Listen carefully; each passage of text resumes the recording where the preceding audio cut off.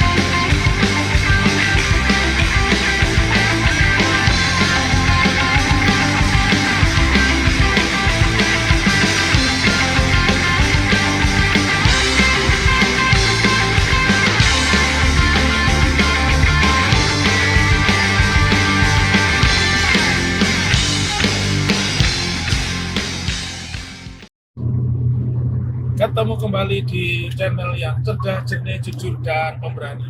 Assalamualaikum warahmatullahi wabarakatuh. Pertanyaannya, apakah kalian yakin bahwa mereka akan menghadirkan saksi? Kenapa saya mengajukan pertanyaan itu? Dari pengalaman kami berhadapan dengan 4 tergugat dan 1 turut tergugat, yakni 1 Pak Joko Widodo. Kali ini saya tidak lagi menyebut Dr. Andes Insinyur karena sudah terbukti di persidangan.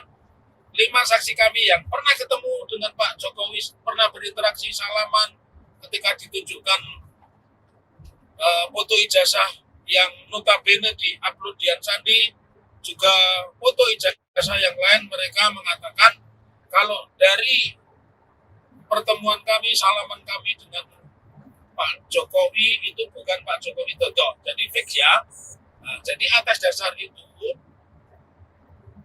saya memiliki keyakinan ya bahwa para tergugat ini mungkin memiliki saksi, tapi pertanyaannya saksinya ini berani tidak dia memberikan keterangan, berani tidak memberikan kesaksian, berani tidak beradu argumentasi ditanya oleh kami tentang siapa Pak Jokowi, sekolah di mana, dan sebagainya.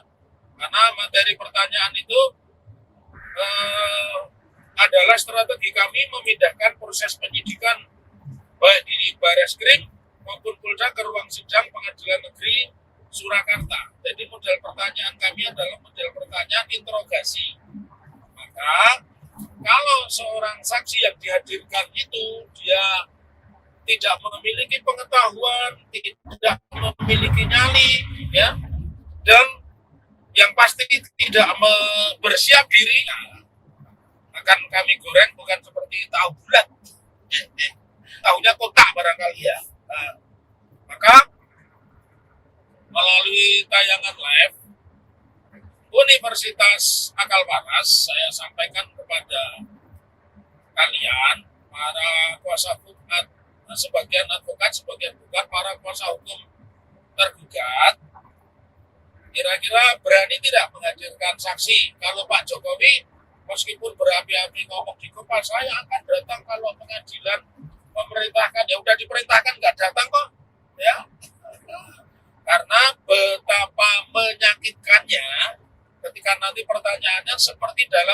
ujian skripsi. Orang yang tidak pernah sekolah sampai sarjana strata 1 tentu bingung ditanya skripsi. Apa persiapan Anda ketika mau ujian skripsi? Bingung dia, karena selama ini narasinya selalu dibangun dengan peristiwa-peristiwa di media sosial, padahal pengadilan itu bukan media sosial. Meskipun pengadilan itu disiarkan secara online lewat channel YouTube, lewat iNews TV dan lain-lain, tetapi itu hanya menggambarkan sebagian, senyatanya misalnya tentang nyali, tentang pengetahuan, ya, tentang kesiapan, itu Anda bisa Brigjen Purnawirawan Nugroseno ketika kami menghadirkan Bapak Cito. Nah, itu susah diikuti karena satu, mereka cerdas, yang kedua mereka bernyali atau memiliki keberanian, mereka jujur. Nah, itu tidak akan kalian miliki itu, karena kalian settingan. Selama ini berdebatnya, mohon maaf ya, tanpa mengurangi rasa hormat, apa yang ada di televisi, debat di televisi itu ibaratnya debat kusir. Makanya beberapa kali kami diundang itu, kami tidak hadir dan kami serahkan teman-teman Jakarta. Nah, menurut hemat kami cukup mengelola pengadilan Surakarta. Nah, ini strategi yang tidak dimiliki di pengadilan negeri Surakarta ini, notabene adalah perkara perdata. Tapi kami menskenario, mendesain, dan mendevelop perkara ini seolah tanya jawab di ruang penyidikan kepolisian. Makanya siapapun yang tidak jujur, tidak siap, tidak memiliki pengetahuan tentu akan berantakan. Nah, jadi aku ukur kembali, ya, buat yang memiliki nyali silakan datang, dan terutama ini kami tujukan sesuai judul adalah kepada Egy Sujana, kepada Elida Neti, dan kepada Damai Hari Lubis, kawan-kawan kami, saya sebut ada kawan-kawan kami, silakan datang. Kan Anda meyakini Pak Jokowi itu orang yang cerdas dan pemberani, dan Elida mengakui jasanya asli meraba 20 menit, meskipun kesaksian dari kawan-kawan pengacara yang ada di situ seperti Azam Khan, seperti Al-Katiri dan yang lain-lain, tidak ada adegan memegang 20 menit, lama banget begitu, ya. Nah, itu sesuatu yang tidak terjadi. Jadi, buat kalian yang meyakini oh ya, jangan lupa ada Brigjen Polisi Purnawirawan Sunardi, ya, yang kumisnya tebal itu. Pak Kumis, kita minta Pak Kumis hadir, ya, nanti hadir di situ. Sumpah pocong, Pak. Kalau Anda mau membiayai restoria, saya juga membiayai Bapak. Jadi lucu. Bagaimana mungkin orang yang tidak meyakini disuruh sumpah? Yang sumpah itu orang yang tidak punya ijazah, ngaku punya ijazah, itu yang sumpah. Anda bagaimana sih dulu jadi polisi kok ngaco begitu? Kami tunggu ya, bonus ini. Yang kami tunggu adalah satu, Egy Sujana, Elida Neti, Damai Hari Lubis, dan terbaru Brigjen Polisi Purnawirawan Sunardi. Kami tunggu Pak Kumis, ya. Anda mau sumpah pocong atau apa, saya biayai, Pak. Karena selama ini, biar kalian tahu, di balik sidang itu tidak ada siapa-siapa, kecuali hati nurani kami, kecuali tekad kami, keyakinan kami. Backing saya adalah Gusti Allah. Dan selama ini biaya dari kami pribadi. Jadi, mohon maaf, ya. Kalau ada Brigjen Polisi Purnawirawan yang mau membiayai restoria dan kawan bersumpah, itu keliru. Yang bersumpah itu begini, kalau seseorang mendalihkan, saya sudah bayar utangnya, Pak, lah mana buktinya saya bersumpah? Nah, itu betul. Sama juga, saya asli jasanya, ya bersumpah. Bukan yang mengatakan ijazah tidak asli kok disuruh bersumpah, itu logika dari mana? Ya, belajar itu bukan sumpah pocong, itu namanya sumpah babi ngepet, ya. Oke Bapak, sudah lebih dari 10 menit, ya. Jadi saya lanjutkan kembali. Oke, ini karena drivernya lulusan Kanada, biasa dikejar macan, ya. Jadi baru 8 menit. Oke, aku lanjutkan kembali. Jadi kita tidak marah, sama sekali tidak marah. Kita tidak ngiri, sama sekali tidak ngiri. Kita tidak pingin, ya memang tidak pingin. Jadi Kalau Anda tahu siapa yang membiayai adalah dari kantor kami, kantor Muhammad Taufik Partner. Satu ketika akan saya buka profil dari kantor, berapa asosiat saya, berapa advokat saya, berapa mereka yang magang dan mereka alumni dari mana saja, kami buka semuanya ya, biar kalian tahu.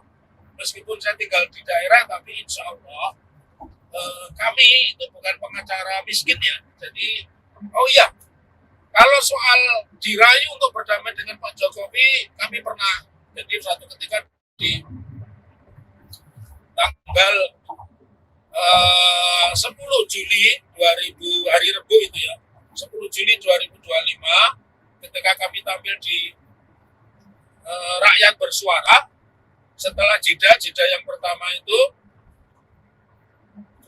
ada pengacara yang dulu suaminya artis ya. Ada pengacara yang dulu suaminya, istrinya artis, bukan suaminya. Ada pengacara yang dulu istrinya artis dan kemudian pernah diperistri orang Brunei. Nah, dia itu ngomong sama saya, Pak Taufik, bagaimana kalau saya pertemukan dengan Pak Jokowi? Saya bilang, sorry bro, saya ini orang Solo, jadi kalau suatu waktu ketemu bisa. Dia bilang, pokoknya cincai lah. Nah artinya semua itu pernah dicoba, jadi bukan hanya Egy Sujana, Elida Neti, bukan hanya Damai Hari Lubis, tapi hampir semua pengacara pernah dicobanya. Dia kuat mental apa tidak? Kalau saya insya Allah, tadi saya bilang meskipun saya tidak sekaya mereka, tapi insya Allah rezeki saya cukup kalau mau umroh tiap bulan, cukup kalau dengan anak istri pergi keluar ke jalan-jalan, cukup ya, anytime, anywhere. Tapi kan bukan di situ ya. Jadi orang kaya itu tak kasih tahu nih, ini ajaran saya. Orang kaya itu orang yang merasa cukup dengan harta yang dia miliki. Saya kan tidak perlu mikir perlu punya helikopter. Nah, kalau pengen punya helikopter saya tinggal minta tolong sama Doraemon ya. Oke, aku ulang kembali. Jadi Bang Egy Sujana, Mbak Elida Neti, kemudian Damai Hari Lubis dan khusus Elida Neti ini jadi pengacaranya ternyata belum lama, umur 50 lebih baru jadi pengacara. Sorry ya, saya jadi pengacara itu dari fresh graduate, begitu lulus saya jadi pengacara. 91 saya lulus, kemudian saya merantau ke Jakarta sebagai wartawan dari Anterfit dan beberapa media, pulang ke kota saya Surakarta menjadi anggota DPR, lalu 93 saya ujian pengacara, 99 saya sudah menjadi advokat. Jadi saya advokat, bukan produk undang-undang advokat. Jadi sebelum lahirnya Pradi, lahirnya ini itu, saya sudah advokat ya. Oke, aku lanjutkan kembali.